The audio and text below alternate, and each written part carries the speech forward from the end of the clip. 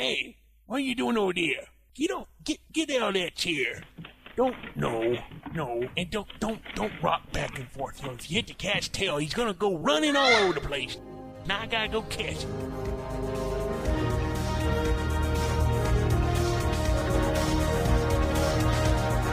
Hearthstone Tavern, a Warcraft RP podcast, highlighting the RP in MMORPG. Welcome. On episode 2, we have a roundtable discussion about Blizzard's writing contest, current stories in the Warcraft comics that can affect the lore and your characters in-game, and this week's theme is writing to deepen your character. So stay tuned, we have some special segments on character development, RP made simple, and lore. So grab a mug, settle down by the fire, and put your feet up. Enjoy. What you be wearing that face for, Kormok? I was born with it. What of it, shaman? Anansi do be knowing what your face done do look like, man. And Anansi be knowing it be looking more sour now than most days. If you must know, Anansi, I am suspicious of this invitation to this tavern. Oh, this again? It done do be a pub, man. What you be thinking it be something bad? The scroll was delivered by a pixie. Who sends mail by pixie? The pixies? Go ahead and make your jokes, Anansi. We'll see how much you are laughing when we walk right into an alliance ambush. You always done do be thinking the worst, man. And I am usually correct. Anansi be knowing this Stardancer, Kormok. She done be druid first, alliance last. If the invitation was really from her... The spirits be favorable in this. Save it for the Dark Moon Fair. Here now. This be our road, and you must pay a toll to pass. Just drop your purses and there won't be any trouble. What's so funny? Chubby! Demanding a toll from a troll? Now that be funny, man. Off with you. For Nancy done be feeding you the voodoo. We'll just take our gold from your corpses then. Oh. Uh-oh.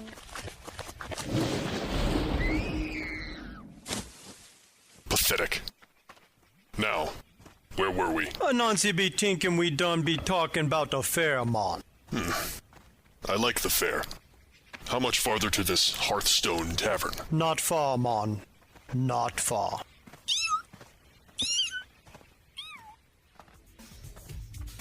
This is Brent, aka Sullivan. Suzanna, I play Stardancer. I'm Harper, aka Pyrus. I'm the player of Kormok. People call me Mox for short. I'm Mike, the person who plays Anansi. Jaero the Grim. Hi, I'm Ria. I play Lannia. Hey, this is Matt, aka Taldarion, Shatterbound. I'm Richard, otherwise known as Tharion Grace here. Today we present part 1 of our talks on the WoW graphic novels and the RP Roundtable discussions. Tune in next time as we conclude our discussions on the WoW manga and the RP Roundtable, which delves further into bettering character descriptions and more. On the WoW Roundtable discussion, we're going to talk about the writing contest. Blizzard held a global writing contest over the last 2 months. It started at the end of March, and the winners were announced on May 22nd. We want to sincerely congratulate all the winners who took the time to submit their wordsmithing to Blizzard, and we look forward to hearing and reading the works of all of these authors. The ultimate winner was Sarah Pine, who won an originally crafted Frostmourne sword. Does anyone know if the sword is life-sized? Yeah, it's a full-size replica. The ones that, I believe Epic Weapons is the name of the company. Oh, that's fantastic. Congratulations, Sarah. We are all jealous. And she's less likely to swing it around in her room and kill something. Yeah, who wouldn't have... I admit nothing. I was reviewing this week and looking for any more information about the writings or what was written or anything about it. And I even looked at the Warcraft archive news, and they didn't post any of that on their main site. And I just wanted to get an idea. Did anyone think that they kind of downplayed this event? I'm curious of whether or not we're not going to see an actual news item until they can actually post the stories. That would be my guess. And I don't know what's holding it up, but my assumption would be they don't want to, announce it until there's stuff for people to read, hence the quiet forum post. Only on the forums, and I believe that they mentioned that they would be trying to post some of the stories later on. No, I have an idea of what might be going on with this. I've entered contests like this before where companies found out later that there was some plagiarized material. So I think they're doing some fact checking on the stories that were selected and probably really picking them apart to make sure that they are indeed authentically written by the people who submitted them. That's just a guess on my part. I don't have any inside information, but it makes sense to me. There's going to be a number of people that are going to want to enter this kind of competition in the future. And because this particular episode, we are dealing with the written word as far as it deals with making your character solid and really giving your character depth. Does anyone have ideas for entering a competition of this kind? Yeah, Suzanna, what I was going to say there is we have to be very mindful as writers within the Warcraft world to stay true to their sandbox. While you can build your own sandcastle, ultimately it's Blizzard's sand. You don't want to bring things in from outside of Warcraft that they haven't brought in yet. At least not too far. Sometimes you can put your own spin on an idea, but you want to stay very firmly planted in the Blizzard world. Does anyone else have any comments with regard to the writing competition? I look forward to reading the entries. Yeah, I think that's pretty universal for all of us. I really want to read the winning entry.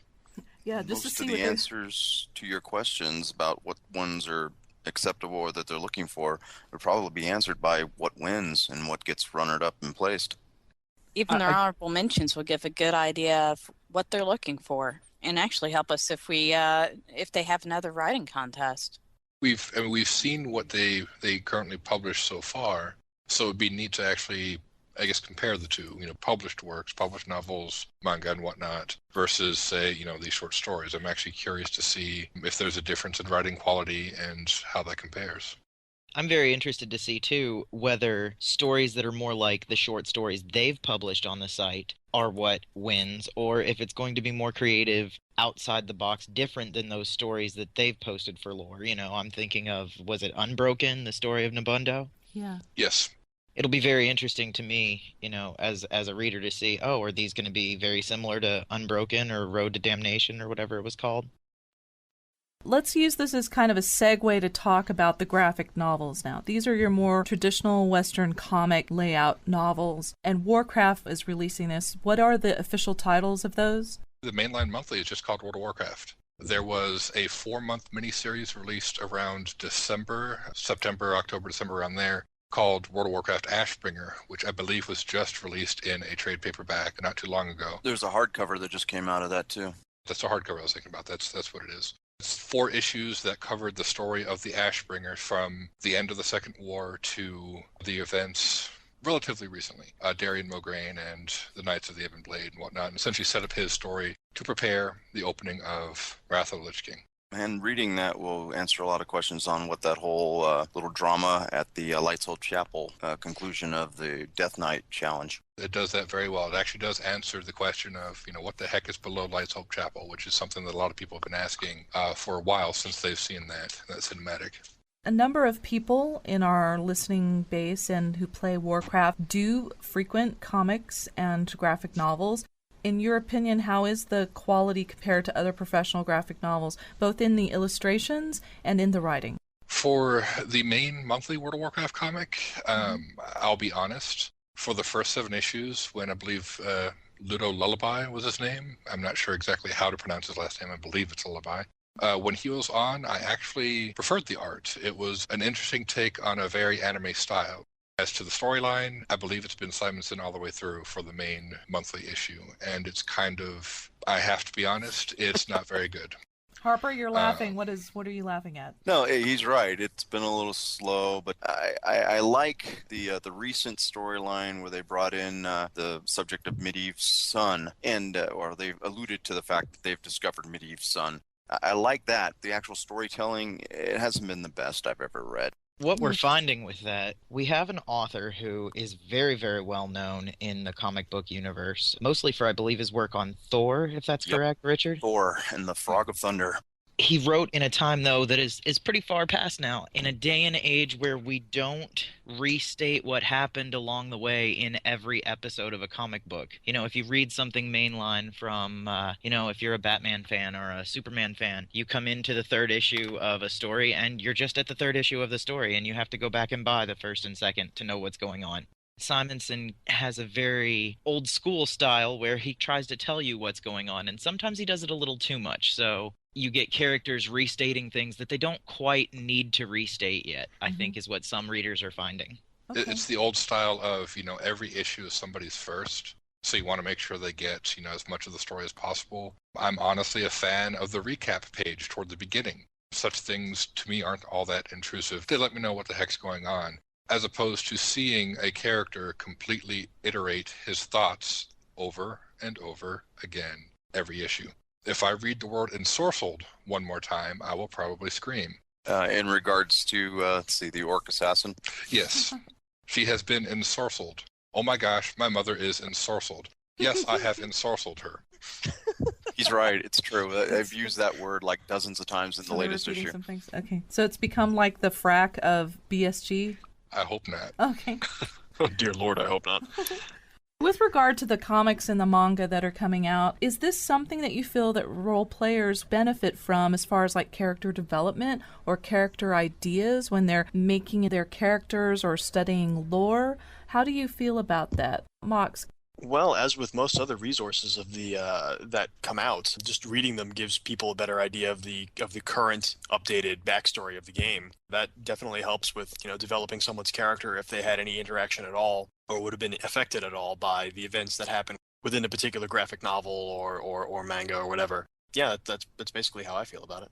Harper, do you have any comments about that? Since the comic book, World of Warcraft Monthly, is now canon with every issue, then I recommend anybody who wants to keep up to date, like Mox mentioned, read it simply so they can know what's happening in the world. The return of Varian Wind, the King of Stormwind, was pre-scripted in the World of Warcraft comic book. So you knew he was coming back if you were reading that before that event actually occurred in game.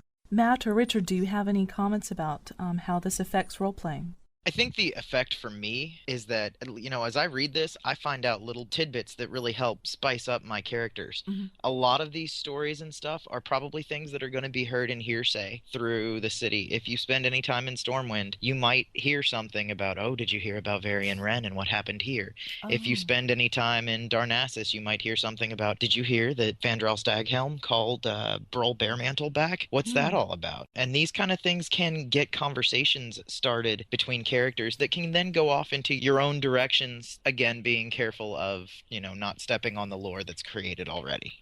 There's also a bit of history involved. Some of these issues do go into flashbacks into the past. One of the things, for example, about Varian Wren is there's a flashback scene a few issues back to where you actually see his wife get, I believe she was stoned to death by accident. You actually see the death of the Queen of Stormwind. You kind of see what happened to, turn Varian Wren a little bit darker prior to his kidnapping and disappearance. If you'd lived in Stormwind at that time, you would have known this. However, prior to the comic, it wasn't an issue that anyone ever thought about. Most of the role players who roleplay in Stormwind kind of start their history at the beginning of World of Warcraft, where King Varian is missing. His son is sort of, on the throne, and Katrana Prester is, doing her machinations up there as well. This comic actually does give a very slight look into how things came to be like that. And it does that in a few other little places as well across the world. And these are good little resources for such bits of history.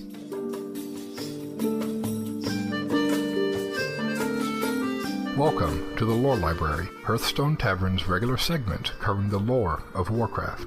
Every other episode, I, Richard Tharion Gracie or Powell, will cover a new topic for the show. And for every episode between, my co-host, Matt Taldarion Shadowbound, will do the same. The Lore Library is contributed to Hearthstone Tavern by Lorecrafted, the World of Warcraft lore blog. Go check it out at www.lorecrafted.com. Since we cover a few of the comics on this episode of Hearthstone Tavern, I'd like to briefly discuss the ongoing plot found within the monthly World of Warcraft releases and what that developing story may mean for the future of this fictional setting. Those who have been keeping up with the monthlies will remember Garona Half-Orcan's return to active Warcraft lore in issue 15. For those unfamiliar with Garona, She was the half-orc largely responsible for the raising of Stormwind at the end of the First War. It was she who assassinated King Lane Wrynn, father to Varian Wrynn. The importance of this event is that Garona was King Lane's friend at the time, and she trusted him as much as he trusted her. Unfortunately, she was under the sway of a powerful magic that forced her to assassinate him against her will. With the fall of Stormwind's strong king, the city itself fell to the Orcish onslaught and the refugees fled across the Great Sea to Lordaeron. You could say that Garona is a rather pivotal figure in Warcraft history. In addition to bringing her back, however, they also finalized the question about Garona's heritage. She is now officially half-orc and half-Draenei, a fact that had been uncertain since the Burning Crusade expansion threw those details into question. Now, not only were we reintroduced to everyone's favorite half-orc assassin, but we were also introduced to both her son and his interim foster parent, Merrill Winterstorm. Merrill himself is an intriguing concept of a character. He was one of the original members of the Council of Tearsfall, the ancient organization responsible for choosing the powerful guardians of Tearsfall. But I'll avoid a deeper discussion of Merrill until a later segment. Until then, let me merely point out that Merrill's identity as a Tears Fallen is a vital fact that will contribute heavily to the future story. Now let's discuss Medan, the son of Garona herself. This boy, who seems to be aged somewhere in his 20s, is being tutored by Merrill. The child is said to have a strong affinity to magic, and Merrill's been doing his best to help him cultivate that natural talent. But what about Medan's true father? If Merrill is nothing more than a foster parent, then who is this other half of his lineage? Well, we don't know, but we can speculate. You see, the most recent comic, issue 19 at the time of this recording, outright states that Egwene, mother of Medivh himself and former guardian of Tearsfall, looks strikingly similar to Medan. So let's break it down, shall we? We have Medan, son to Garona Half-Orcan, being trained by one who once trained Guardians of Tearsfall himself. He's also strong in magical arts, despite his mother's affinity towards stealth and assassination. He also has a near family resemblance to Medivh's mother. And if his age is correct, he was also conceived over 20 years ago, close to the First War, a war in which both Medivh and Garona played a pivotal role. So who is Medan's father? Logic would speculate that it could be Medivh himself. So if that's the case, what does this mean for the future of Warcraft's story? What do we have coming down the pipe from Chris Metzen and the rest of his creative development team? Well, let's take a look at the state of the world, shall we? We have the ancient old gods, awakening from their slumber and breaking the chains cast about them by the Titans. We have the seeds of a new Council of Tearsfall / Guardians of Tearsfall structure in the making, especially if Medan's parentage is proven. We also have Metzen himself outright stating that he'd love to explore the Guardian role again and see how the world would react to a new one appearing. He's also stated that the Burning Legion, the primary adversaries of the original Guardians of Tearsfall, were stalled due to the events of the Sunwell Plateau. From my perspective, the upcoming path is pretty clear. I speculate that Medan will ascend to become the next Guardian, but instead of protecting the world against the Burning Legion, he'll turn his newfound abilities towards holding back the returning old gods. And considering that, after the Lich King, we still have an old god-empowered Queen Azshara and her army of Naga to deal with, well, perhaps Medan's arrival is just in time. Thank you for listening.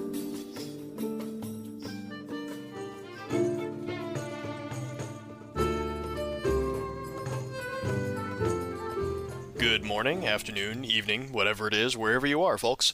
I'm the player of Kormok on Earthen Ring, though most people call me Mox for short. On this, our first episode of Character Development, I'll be taking you through the basics of expanding upon your character and bringing them to life with details and information that aren't normally available to fill in, as it were, in the game itself. First, though, let's take a look at what is available. You can customize, to a certain degree, your character's appearance through the creation process and through their equipment, and you can add in certain details such as scars, birthmarks, and jewelry through mods such as My Roleplay and Flag RSP. But there's much more to developing the story and growth of your character apart from their physical appearance, and that's what I'm hoping to touch on and inspire you to expand your repertoire of role-playing tricks. Knowing how your character reacted to a particular situation in their past, real or hypothetical, and I use the term real loosely here of course, often gives you a better idea of how they should react to situations in the present. Not only does this give you a new putter in your golf bag, it serves as a great writing exercise. Most of the best role players I know regularly practice their fiction writing and have a fantastic sense of character development as a result. Writing, specifically about characters, their motivations, and experiences, even when done in small snippets, helps reinforce consistency and clarity when conversing in character. One of the more confusing situations to be involved in with a role-playing scenario is dealing with a character whose reactions are inconsistent and random from one interaction to the next. Now, I'm not saying you need to be a full-fledged fiction author to be a decent role player. What I am saying is that jotting down what your character might do in a particular scenario and turning it into a short 3 or 4 paragraph story is a good way to foster role-playing skills and give you some meat on your character's bones, so to speak. One of my favorite things to touch on with a new character is how they might have reacted to the loss of a family member. The Warcraft world is a dangerous place, and people die from war, the plague, or disasters every day. I'm hard-pressed to think of many characters we've come across who haven't lost at least one loved one due to one of these occurrences. This is a good thing, speaking from a viewer's perspective. It's not cliché or tiresome when it really is a fact of the fictional world, provided it's presented in a believable fashion. One of the most sobering experiences when role-playing a casual conversation is having the characters involved telling old war stories, usually those centered around the loss of loved ones. They can be extremely moving tales, and even inspire us to expound upon what we've already determined to be part of our respective characters' past. I'll use a character I know as an example. As a girl in Lordaeron, she lived with loving parents in a nameless hamlet, happy with her existence. She was taken by the plague along with her family at a relatively young age of 17, and lost years of her memory in service to the Scourge. When liberated by Sylvanas, her memories rushed back and broke her spirit, and very nearly shattered her mind. She would meekly refer to herself in third person, and still does so to this day, even though she's come to terms with everything that's happened, inasmuch as one can. This heavily impacts her interactions with other characters, and in turn shapes their opinions and interactions with her. Is she crazy? What sort of pain does a person suffer to cause that kind of breakdown? Do you seek to shelter and protect, or ostracize and mock such a person? These sorts of character development exercises are important because they also provide grounds for a character to change through future role-playing sessions. All too often, people get so attached to their characters that they are obstinate and refuse to see that in allowing others to shape and alter your fictional persona, you're bringing your character alive in ways that stagnation won't allow. Being firm and sticking to a character's principles is one thing, but refusing to change how your character lives and breathes in the Warcraft world leads to all manner of role-playing problems, the most ominous of which being complete boredom with the persona. Character development exercises also help one to prevent falling into one of the most common role-playing pitfalls, that bothersome old timeline.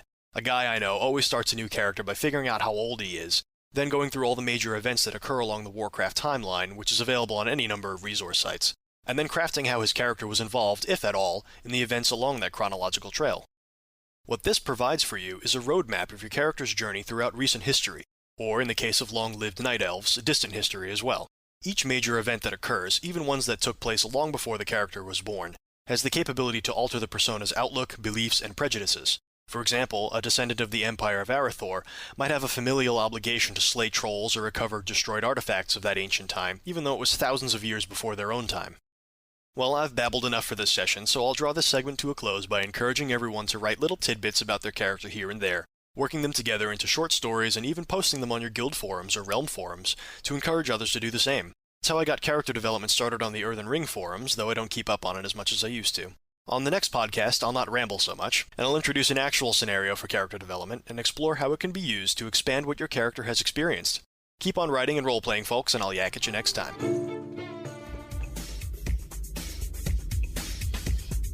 We're talking about the writing portions of Warcraft and about role-playing. This week's theme is writing to deepen your characters. When we talk about writing to deepen your character, what does that actually mean, and why, if I'm role-playing, do I need to involve, or why do I need to write out my character? There's so many different ways to do it. I mean, you could actually write it out in kind of an outline format, not actually, or even a brainstorming format. You don't necessarily have to write everything into a full story layout. Just give yourself the details to work with to know who your character is. A lot of questionnaires are out there that allow people to focus on the specific elements that might be affecting their character. You don't need to be, a fiction author to role play, so you don't need to come up with these entire long, drawn-out storylines about what your character might have done. It's really more of a remaining consistent with what your character does and their motivations and such, and it doesn't have to be a 6-page dissertation every time you want to role play something. We've often talked about if you want to find people role-playing in Warcraft, they need to put in their flag RSP. We've asked them to add these add-ons into their character. They're staring at the page and they don't know what to put. What would be a good place to start, or what kinds of things can people include in their flag RSP that would be simple and maybe get them started? Honestly, the two characters that I'm probably best known for, Locker and Tharion, were started with a simple quirk. Actually, it wasn't even a quirk, it was a speech pattern. how they spoke, because when you type, you're speaking. So that's probably the most prominent way that people will see you and recognize you. So I just started with speech pattern. And from there, how I evolved that speech pattern, the origins of said speech pattern, for example, I started drawing other little influences from there. It was a seed that started that. It kind of helped lay the foundation for the character's personality, which you can always extrapolate back into the past, think, what would this character have done, at this point in time, so on and so forth. And from there, it moved forward. As I tend to suffer from altitis quite a bit, and so you don't see me on Taldarion quite as much, the way I've found is that all of my characters have to have an RP reason to be played, or I can't get into them. What I've found myself doing is looking over some of the history, the different characters, the different stories that can be told. For example, my dwarf, I've read a bunch of the backstory on dwarves. I've thought about how it would affect someone on a personal level, and these are things that I want to look into more deeply, and I find the easiest way to look into something more deeply is to create a character and play with it. What I've started to do with that Flag RSP, without putting anything else in it, or whatever you want to call it if you use Flag RSP or My Roleplay or Immersion RP, what I've started to do with it is just put a quote of something that character would say, and then I start to level, and I look at that quote every time that I get the chance. The character's personality starts to come out of the quote. Not a quote from somebody else, mind you, not a quote like, this is my theme song or something like that, but an actual quote that my character might say. Something that gives us a little bit into what the personality of this character is. Let's say that we were going to role play and we didn't know anything about the Flag RSP. Is there certain types of text or RPing etiquette? If I was just starting out and I was going to a server, would I be able to find or notice who was role-playing? Yeah, if they speak in the say channel and they speak without probably abbreviating 3-letter words like U into the letter U, I don't know, that's always a hint for me. Some people role-play in broken English too. I find that there's a stark difference between people who are role-playing and people who are speaking aloud as if they were talking in the trade channel. Is it possible to have too much written in your Flag RSP? Yes. Oh, that's a big...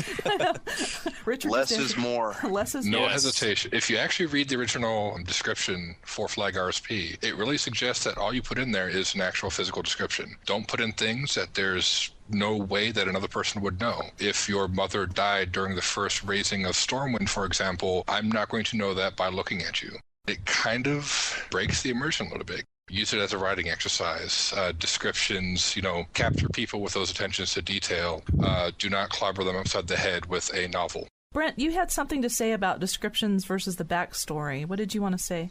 Well, we were talking about what to put into your description and add-ons. One thing that a lot of people do, they tend to put down the whole character history, everything, even from when they're born on. Unfortunately, the thing with that is, in real life, you can't look at someone and tell everything about them. It kind of takes the whole RPing part out when you actually try to get to know another character. If you already know everything, there's really not much to talk about. There's nothing to interact with. As was stated earlier, basically it is a description originally intended to put in there. I mean, this is not knocking anyone who puts a lot of information in there to develop their character or anything. But I find interacting with someone, you get to learn a lot more than just reading 3 or 4 paragraphs on something. And I find that some of the best RP is when you actually are trying to get to know the other characters. It is really hard to, if you are trying to be a quote-unquote man of mystery, it's very hard to do that if everyone knows that you were raised by wolves and you're Arthas and Thrall's love child and whatever else. Gosh. It's a strange example, but hey, I could have seen it. This kind of goes back to old D&D descriptions. When the DM would tell you who walked into the room, you knew that if they were a tall, lanky, dark-clothed gentleman with a kind of an odd sneer or something like that, some kind of descriptive, that in itself kind of makes the character stand out, either something you would want to engage or find out something about, maybe, possibly, depending on the situation and where you're at. But those kind of character descriptions made the story, it kind of brought intrigue, it kind of brought question marks that you would like to try to find out or not. One of my friends, Gospel, has a really good quote or something in hers, and I'm going to paraphrase it, and I have it on mine as Sullivan too. If you'd like to know more, role play with me. When you're looking at a flagging program, sometimes you only have 7 seconds to read whatever they have there. There's nothing there, or if there's a whole lot there, you can't process all that information. It's like watching a billboard while you're driving. We did have a few comments and information from our listeners. The listener comments and questions were things like, how often will Hearthstone Tavern podcast be taking place? The answer to that is pretty simple. We're going to try to do this twice a month, and if there's a special event, we might pull a roundtable discussion together and put out a subsequent podcast for that. And then they asked, where is the role play? Let's hear from Mox. I was just about to jump in on that one too. I think the most important thing to remember about finding roleplay is that roleplay is where you are. You can always start roleplay. If you go around looking for it and wandering cities and, trolling the trade channel and such, you're not gonna find it because you're not making the roleplay yourself. If you don't see any, or if people are not roleplaying with you, make your own roleplay. Stumble into somebody by accident. If you notice that they happen to be role-playing, just trip over and say, "Oh, I'm sorry. Let me make this up to you. What's your name?" Things like that are important to remember because I get a lot of this on Earthen Ring as well because Earthen Ring is a very old and very heavily populated server, and people are always complaining that they don't know where to find roleplay. Where does the Horde hang out? Where does the Alliance hang out? And while there are places that people hang out, the real key is that the roleplay that you want to find is always where you are. You can always make your own roleplaying.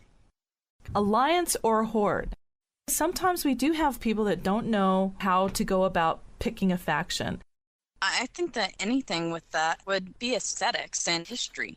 I would read up on what actually historically has happened with the different races, their attitudes, or even just their aesthetics, and see what appeals to you the most. I think something to do would be to just make a character and run through the opening video for the race in question. Now, that does not replace doing any kind of research, as was mentioned, because that's a very good thing to do as well. Knowing a little bit of lore and history, that will help you pick a side as well. Greetings, everyone. This is Brent, otherwise known as Sullivan from rpmadesimple.org, and today I want to talk to you about a confusing subject for some, and that is in and out of character. What it is, or what they are, and how it applies to a role-playing server. This is particularly helpful for new role players and also non-role players who are coming in on the scene and they don't know what's going on. In character, or IC for short, is when you are acting as your character would and interacting with other folks in the game world. I am no longer Brent, I am Sullivan or whoever, and I'm going to talk to you like Sullivan would, use whatever mannerisms or have that knowledge of whatever Sullivan knows. That's pretty much what it is. So if you start talking to me about Lost, I'm going to be lost. Because Sullivan won't know a thing about it. Out of character, or OOC, is when it's player to player, me, you, and we're talking about whatever we're talking about. If you talked, if you're asking me about Lost, I'll say, yeah, I saw that episode last week. Why did that guy get shot? It's out of character. It's basically the same talk that you do in your PvP and PvE servers anyway. It's just that role players on a role-playing server, there's different policies involved. They have to do things to keep the immersion in the game worlds because they're acting out a story. That's the whole bit about role-playing. It's kind of like being an impromptu actor. You don't really have to have a huge acting skill. You can just play your character and have fun, interact with other folks, and it's a very social medium, and a lot of people do it on role-playing servers. But that's basically it. How do you tell out of character from in character? Alright, well, there's some quick ways. One, if you start bringing up game references to things like the new loot system for Nax or something like that, you've just went into OCC, which is the same stuff you would talk about in your PvE or PvP servers. Also, if you're bringing up real-world references that are not in-game or anything like that, that's also it. Any lingo or slang that's used, like lol and all that, or anything that's like part of the texting language, or internet chat stuff, when you're doing shorthand, that's pretty much out of character as well. What you want to try to do is avoid that. The character channels for in and out of character stuff.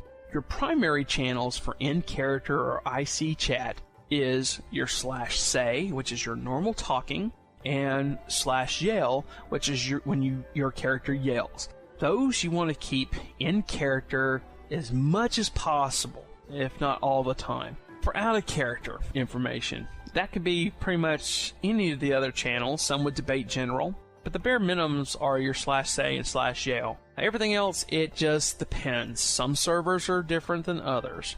And also for guild chat, you're going to have differences in guild chat on a role-playing server. You're either going to have a in-character guild chat or not. And even if they have a guild chat that's in character, they normally have an out-of-character private channel, which is just for normal talking. You're covered either way, but I wanted to give you a heads up just in case you walk into that.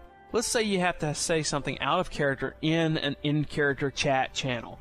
You don't want to do it. Every once in a while, you may make a mistake and you want to cover it real quick and just let everyone know I didn't jump, or I didn't just do that just in case you accidentally hit a button and something happened. If you want, basically like a mini retcon of whatever you did.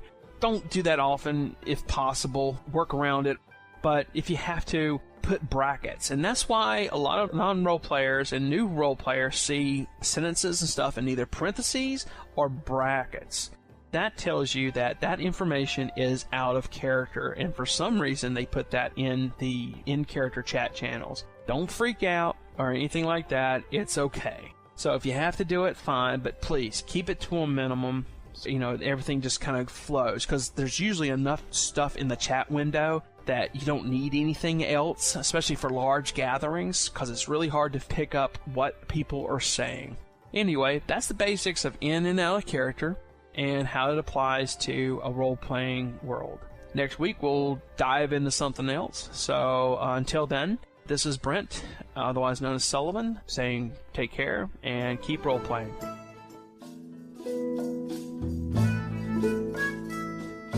Hey there, this is Michael, also known as Anansi, with the start of my segment called It's the Little Things. This segment will be all about the little details that can be put together to make your character's roleplay richer and more enjoyable for you and others. This time, I'll be discussing how you can use mini-pets in the game to help flesh out your role-playing, as well as offer a way for others to get involved in RP with you. Before I get started, I wanted to give a shout out to the best site for tracking down the multitude of mini-pets out there, WarcraftPets.com. Brianni's site has been such a haven for those who enjoy mini-pets, with detailed descriptions of how to obtain each one, including the ones you can't get anymore, that Blizzard put Brianni's character into Taldarion, where she's selling things for you to buy for your pets. So, thanks to Brianni and WarcraftPets.com for all the hard work they've put into the site, and for the help they've given WoW fans around the world in hunting down those elusive critters. For role-playing purposes, mini-pets can offer a wealth of RP opportunities, either for you to interact with through emotes or dialogue, or to pull others into your RP. In the opening dramatic segment where Anansi and Kormok are traveling to Hearthstone Tavern, Anansi mentions his tiny white kitten, Voodoo. I've used Voodoo for laughs quite a number of times in RP with others. When we were afraid we might get attacked near the crossroads, I would pull Voodoo out and say that Voodoo would protect us. Anansi describes Voodoo as a fierce frost saber, but then whispers that Voodoo likes to think she's fierce, and I ask others to help let the kitten keep thinking that. So, other people get involved in my RPing with my kitten. Mini-pets aren't as great an RP tool as a hunter's pet, a warlock's pet, or even a death knight's ghoul, but you can still get a lot of mileage out of them. For example, Sleepy Willy could be a curse that manifests every once in a while that you wish would stop shooting innocent critters with its eye beams. You could have stories about how the sprite darter came into your care, or how you created your own mechanical chicken based on a prototype you've seen. A night elf owl could be a gift from Fandrel's stag helm, or a warg puppy could be a gift from Thrall for you to raise into a mount the hard way. A mage who has a background with the Kirin Tor would probably have an arcane Kirin Tor familiar to follow them around. In fact, a Forsaken friend of mine RPs that the Ghostly Skull mini-pet is one that she rediscovered when getting to Taldarion for the first time since she died. It was a magical reminder of when she had classes in Papers Due when she was alive, so occasionally it would remind her of a paper that's, let's say, 4,000 days past due, or other such humorous interactions. I've RP'd Anansi trying to shoo away the smolderweb spider by repeatedly saying, "Anansi no be your mommy, shoo!" I can use a spider pet when looking for RP. Plus, it sets up great interactions when I see a hunter with their own huge spider pet. Mini-pets can also become an identifying aspect of your character. I know someone who has their panda cub out all the time that they're role-playing so much that they've gotten the nickname the Panda Mistress. Mini-pets can also be RP'd as being useful and essential tool to your character. This opens up interactions with them in other ways. For instance, a number of gnomes I know have taken delight in having their mechanical squirrels act as spying devices or workshop assistants. Anansi's tiny white kitten, Voodoo, also serves a purpose besides humorous RP. Anansi RPs that cats are in many different realms at the same time. Being a shaman, Anansi will use Voodoo to help travel back and forth between the spirit realms and the realm of the living, which is another reason why he takes such good care of the kitten. Hopefully, you will be able to use some of these ideas I've shared with you to help spark some ideas of your own, enrich your RP, and add a new little character with their own unique personalities which to bounce your RP off of. With how many mini-pets there are out there, you can at least find one, if not many pets, that will fit in with your character concept. Good luck and good hunting. For this portion of the show, I'd like to hear what everybody's doing in game right now. Currently, I was doing my story night segment over on Horde side with Shaw. We ended up having a little incident. We had a new role player. I think he was a new role player come up to us. It was me and Morgrag. We were sitting right outside of the Wayfarers Inn Tavern in Silvermoon. He came up to us and started making conversation. So, we were doing pretty good, talking about, battling this group here and kicking whatever's tail on this side of on the continent and all that other stuff. He said, I must go off to war. And he vanished. He was on his battleground queue and he popped out. And Shaw, as normal, blinks when something really odd happens. He looks at Morgrag and Morgrag says, war, huh? And I go, what is it good for? And he goes, absolutely nothing. Oh. Oh my And God. we laughed. Hey, it was a great setup and everything. It is funny when it's spontaneous like that. Yes, and that's exactly the way it worked out too. So one of the things I'm doing right now, I'm preparing actually my gnome, my little tinker gnome, to do something. He's trying to work on the racial velocities of the different races like elves and gnomes and all that kind of thing. And what he's going to do, he's going to sit perched up somewhere and start clocking people using a modified one of those, the Jill Crafter gems that emit the beams. He's going to be using those to pretty much like radar detectors. Yes. He's going to start like hitting people as they run by and recording information and stuff like that and seeing what he can do. Now, Horde side is going to be interesting for him, but, we'll see what happens. Okay, Richard, what are you doing in game? Absolutely nothing. What's it good for? Taking a break. I'm actually taking a break at the moment. I've been distracted by real life issues, so I took last week and a chunk of the week prior to that, and an indeterminate amount of time this coming week, and just logging in barely, just to manage what needs to be managed, possibly to run something. Just trying to get a break from things at the moment so I can get caught up in other things. Matt, what are you doing in game? Well, I haven't been doing a whole lot recently on my main. I haven't been around Taldarion probably quite as much as I even should have, but I'm a notorious alcoholic, and I'd like to announce that in 48 hours of in-game time played, I've managed to RP and level 2 brand new characters to 50, and using some recruiter friend bonuses, also gotten a 3rd character to 50. Ria, what are you doing in game?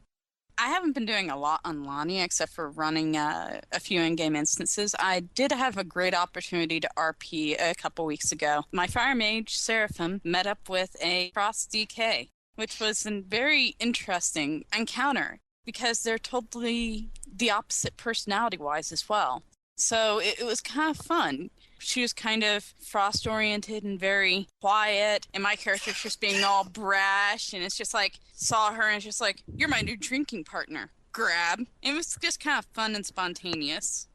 Michael, what are you doing in game? Besides leveling another character up, I've been occasionally popping into social places like Stormwind in little-known characters and just sort of occasionally interacting with just people, just sort of adding color, and it's more of a watching how people are RPing, because that's a really good way to learn. Or otherwise, I will occasionally just like walk up, buy a drink, interact with an NPC, emote it, and walk off.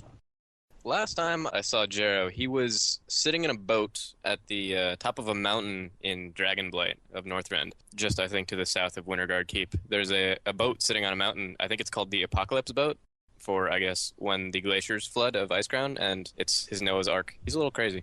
But the developers actually put a boat in that's loaded with guns and ammo. I like the idea of the boat because I don't think I've actually seen that yet. And one of the things that I do, one of my favorite things to do in the game is to travel around and see everything there is to see because they've taken the time to put stuff in it. Harper, what are you doing in game? Dusted off my hunter recently, Larison, and been trying to do some work with him and explore. I really do enjoy the character, and I got invited in to, I logged in late at night, got invited by some guildmates that were running Karazhan. I was like, hey, you want to come into Karazhan? He'd never been there, so went in with him and find out there were 4 manning the place. The mighty have fallen as far as that place is concerned, but I went in, and, you know, the music in there is incredible. I kept expecting to hear the announcer guy for the Haunted Mansion at Disneyland. I really had a great time. The entire dungeon is wonderful, and I really enjoyed that. One of the things that I'm doing recently has been participating in a few heroics, both old world, where we're taking on some of these older dungeons and, you know, taking only a few people and going through them, as well as some of the heroics in the new expansion. And so it's been fun. I get to explore some of that dual specking, so I'm playing either healer or doing DPS, and it's been a really good time. We've been having an opportunity to play with Brent's warrior while we're doing some of those, so it's been fun. You have been listening to the Hearthstone Tavern podcast. Thanks for listening.